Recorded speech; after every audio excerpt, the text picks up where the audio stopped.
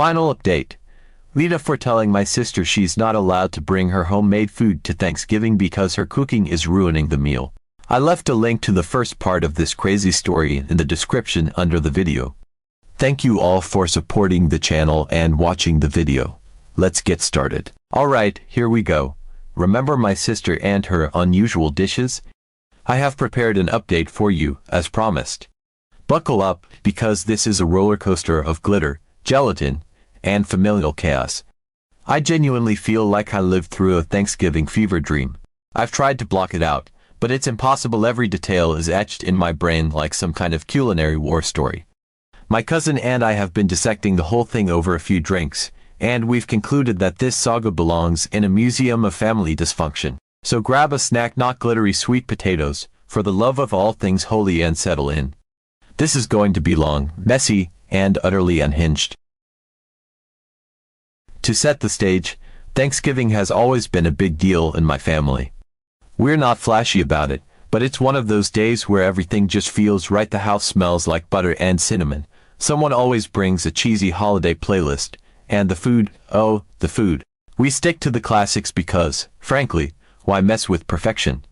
Juicy honey glazed ham, creamy mashed potatoes swimming in gravy, stuffing that's just the right balance of crispy and soft, green bean casserole topped with golden fried onions, buttery rolls that practically melt in your mouth, and pies so good they could make a grown man weep.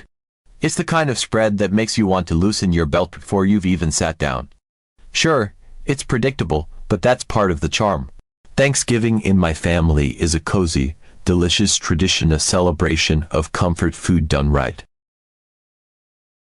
At least, it was, until my sister decided a couple of years ago that she was the second coming of Gordon Ramsay, or maybe Julia Child if Julia had a penchant for glitter and drama. Suddenly, our humble family dinner wasn't good enough for her anymore. She went on this crusade to elevate Thanksgiving, as if stuffing and pie were somehow beneath her. It started small: a quinoa salad one year, a tray of roasted Brussels sprouts the next. Harmless, sure. Nobody really touched her dishes, but we let her do her thing. Every family has that person, right? The one who has to stand out, who insists on being a little different just because they can. We chalked it up to her personality and moved on. But this year was a whole new level. She didn't just step onto the stage, she stormed it, spotlight blazing, armed with glitter, gelatin, and what can only be described as a god complex. The chaos started weeks before Thanksgiving when she texted me this elaborate, borderline delusional menu she was planning to bring. She called it her Thanksgiving trio experience, as if she were curating some kind of high-concept art installation instead of a family meal. According to her, these recipes weren't just food, they were culinary expressions meant to challenge our palates and redefine holiday dining. Her words, not mine. I tried to gently steer her back to reality. I reminded her that our family is pretty traditional when it comes to Thanksgiving and that, historically, her experimental dishes hadn't exactly been hits. I didn't bring up last year's roasted chestnut risotto that tasted like burnt glue, or the time she tried to make pumpkin souffle and it collapsed into a puddle of sadness. But nope. My attempt at diplomacy only seemed to stoke her fire. She responded with this passive-aggressive, almost condescending text, "Don't worry, you'll thank me later." The sheer audacity of it. As if we'd all been sitting around thinking, you know what Thanksgiving needs? More craft glitter and questionable flavor combinations. But I let it go. What else could I do? She was clearly on a mission, and nothing I said was going to stop her. Fast forward to Thanksgiving Day. I was deep in the kitchen trenches, elbow deep in mashed potatoes, the kind that are whipped so perfectly they could be mistaken for clouds. The smell of butter and rosemary was filling the house, and for a moment, everything felt almost peaceful. Then, I heard it, the unmistakable sound of my sister's car pulling into the driveway. A full hour earlier than she was supposed to arrive. I froze, potato masher in hand, my stomach sinking in a way that had nothing to do with holiday overeating. Early arrivals are never a good sign, especially when it's her. I didn't know what was about to walk through my door, but I should have braced myself harder. I wiped my hands on a dish towel and headed to the front door, already mentally preparing for whatever nonsense was about to unfold. Sure enough, there she was, arms overflowing with dishes like she was auditioning for an episode of Chopped, Holiday Hell Edition. 4 dishes precariously stacked in her hands, and a massive foil-covered platter balanced on top like the crown jewel of her chaotic masterpiece. The door hadn't even closed behind her before she declared, "I'll just take care of the table setup. It's going to look amazing." The confidence in her voice was unnerving, as though she were a magician about to pull off a trick nobody asked for. Before I could even get a word in, she stormed past me, her boots clicking against the hardwood with the urgency of a woman on a mission or maybe a dictator surveying her new territory. I stood there, stunned for a moment, clutching my towel like a lifeline, before following her into the dining room. That's when the real madness began. When I walked in, she was already mid-rearrangement, completely dismantling the table I had spent the entire morning setting up. My beautiful, honey-glazed ham, the star of the meal, had been unceremoniously shoved to the far end of the table like an afterthought. The mashed potatoes I had lovingly prepared were now relegated to a corner, hidden behind a breadbasket as though they were an embarrassment. In their place, she was unfurling a table runner that can only be described as an abomination. It was covered in what looked like glitter, fake autumn leaves, and some kind of metallic trim that glared under the dining room light. It wasn't even the kind of tasteful holiday glitter that might blend into the background. No, this was chunky craft glitter, the kind that sticks to your hands for weeks and makes you wonder if it's actually cursed. Then came the candles, actual candles. She pulled out these enormous, ornate things that looked like they belonged in a medieval cathedral rather than a family Thanksgiving dinner. "We need ambience," she said, lighting them. The flickering light bounced off the glitter-covered table runner, creating a disco ball effect that made the whole room feel vaguely dizzying. At that moment, I considered protesting. I opened my mouth to say something, but then I caught her expression, a mix of pride and determination that told me arguing would only make things worse. So, I let it go. Let her have her moment, I thought. Little did I know, this was just the opening act in what would become the most chaotic Thanksgiving of my life. And then came her piece de resistance, the unveiling of her first dish. With a theatrical flourish, she removed the foil to reveal what she called her glittery sweet potato mash. At first glance, it didn't seem too horrifying. The color was a little more vibrant than usual, almost unnaturally so, but I chalked it up to her using extra cinnamon or maybe some kind of weird spice blend. It wasn't until the light hit it just right that I noticed something was off. The surface was sparkling, not in a subtle, festive way, but in a way that made me squint, wondering if I was seeing things. What is this?" I asked, cautiously leaning in. "It's festive," she chirped, as if that explained anything. I picked up a spoon and took a closer look. Sure enough, the sweet potatoes were laced with actual craft glitter.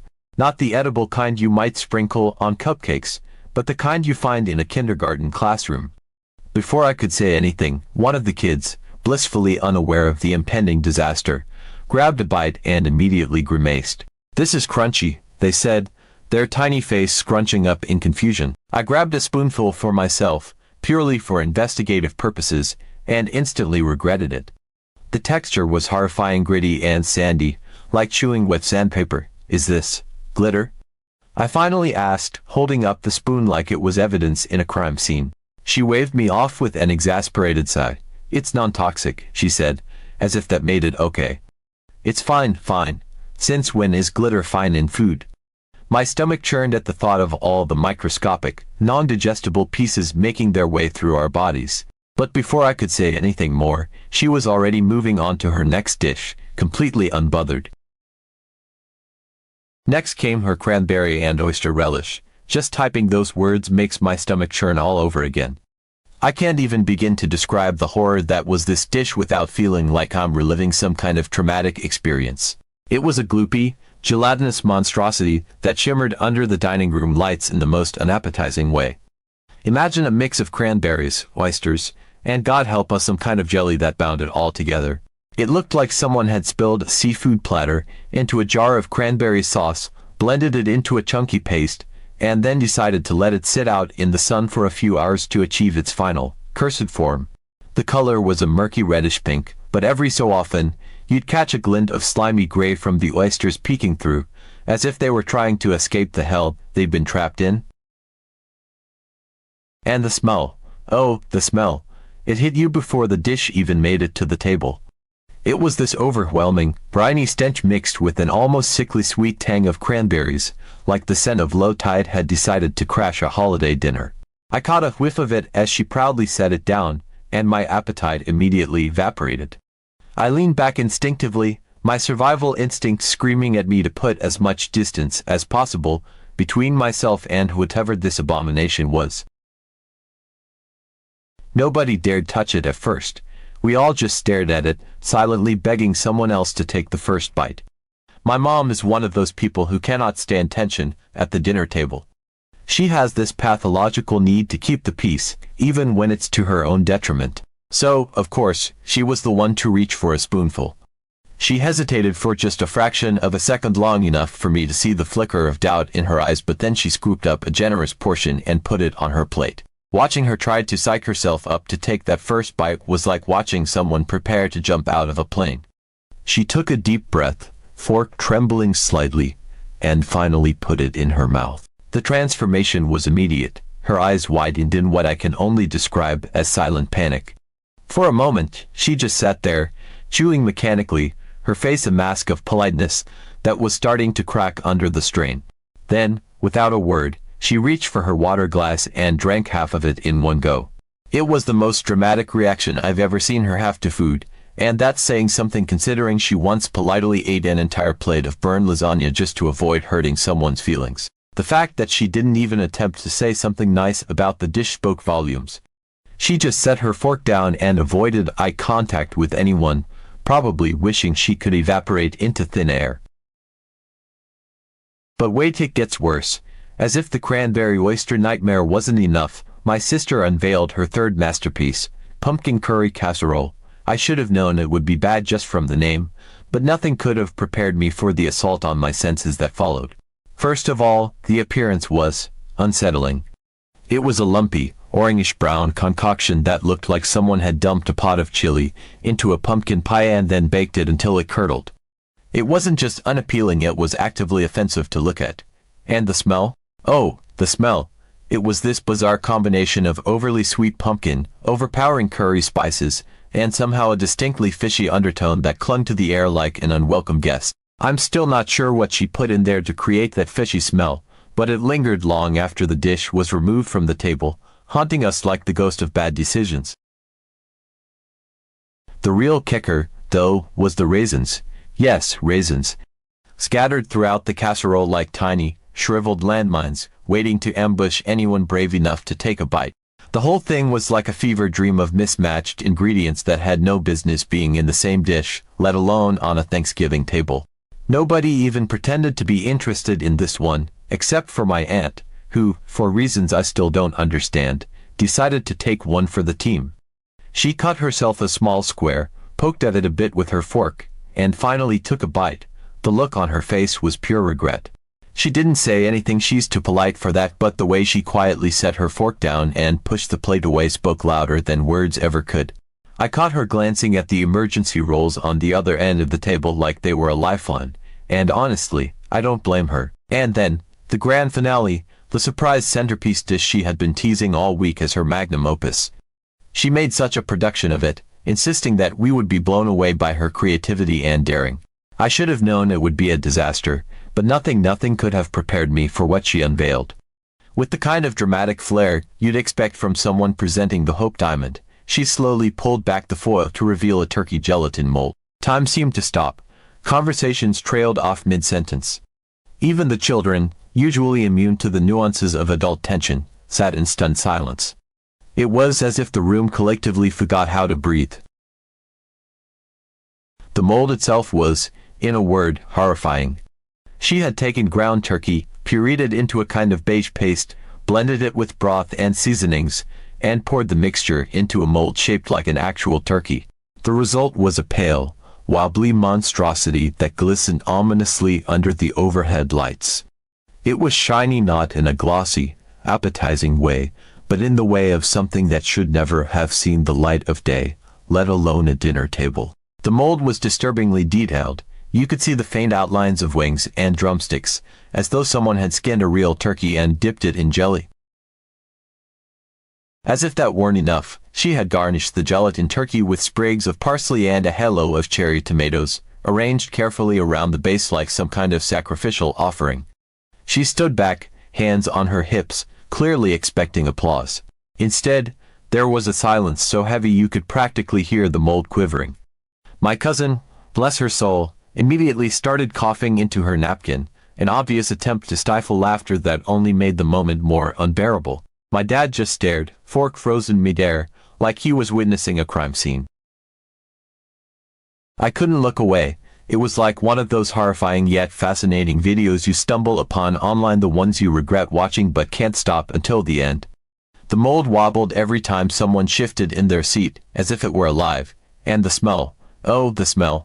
It was this unsettling mix of overcooked turkey and something vaguely metallic, like the scent of a hospital cafeteria gone terribly wrong. The more I stared, the less it resembled food and the more it seemed like a prop from a low-budget horror film. I was half expecting it to start moving on its own. My mom, ever the diplomat and eternal peacekeeper, decided to take one for the team. She reached for the knife, cutting into the mold with a careful precision that made it jiggle in the most grotesque way. The knife slid through the gelatinous mass with an unsettling ease, revealing the inside a pale, rubbery texture that was somehow even worse than the outside. She forked up a piece, hesitated just long enough for everyone to notice, and then took a bite. She froze. The color drained from her face as she chewed, each movement of her jaw slower than the last, as though her body were actively rebelling against what was happening. Her eyes darted around the room, silently pleading for someone to save her, but no one dared intervene. Finally, she swallowed and immediately reached for her water glass, draining half of it in one go. My aunt, who is usually the family cheerleader, decided to follow suit, probably out of some misguided sense of solidarity. She cut off the tiniest sliver possible, speared it with her fork, and popped it into her mouth. The reaction was immediate. Her face contorted in a way that can only be described as primal. She clapped a hand over her mouth, gagging audibly, and shoved her chair back from the table as if the mold itself were about to attack her. "I'm sorry I can't," she said, her voice muffled but unmistakably horrified. It was the first time in my life I'd ever seen her reject food, and the final nail in the coffin for my sister's gelatin turkey dreams. That's when my sister snapped. Her face turned a deep shade of red as she launched into a tirade about how the family was stuck in the past and too closed-minded to appreciate her culinary genius. "You all just want the same boring, uninspired food every year," she yelled, pointing an accusatory finger at my mashed potatoes. Yes, my perfectly creamy, buttery mashed potatoes, the very backbone of Thanksgiving dinner, were now the target of her wrath. The irony of her calling my potatoes boring while she stood next to a jiggling, inedible turkey blob was not lost on anyone. She turned her fury on me, accusing me of sabotaging her dishes by not hyping them up enough to the rest of the family. "You never support me," she shouted, as if I were the reason nobody wanted to eat her cranberry oyster nightmare or glitter-filled sweet potatoes. The tension in the room was unbearable, but at the same time, there was an undercurrent of suppressed laughter. My cousin had her hand pressed so tightly over her mouth that tears were streaming down her face, and I could see my dad biting his lip, clearly trying not to lose it. Meanwhile, the gelatin turkey sat there, wobbling slightly, as if mocking us all. The tension at the table was unbearable. Half the family was trying not to laugh, and the other half was staring at their plates like they were contemplating their life choices. My sister finally stormed out, but not before declaring, "You'll regret this when I'm famous." After she left, we all just sat there in stunned silence. My dad brought out an emergency ham he'd been keeping warm in the oven, and we salvaged what we could of the meal. My cousin and I discreetly tossed her dishes into the trash after dinner. Nobody said it out loud, but we all agreed. This was a Thanksgiving to remember, and not in a good way. So now I'm sitting here wondering how this even became my life.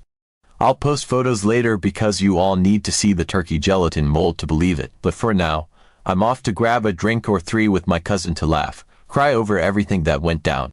This Thanksgiving was truly something else, and I don't know whether to feel relieved it's over or brace myself for whatever fresh chaos my sister has planned for next year. Stay tuned for photos, it's going to be worth it.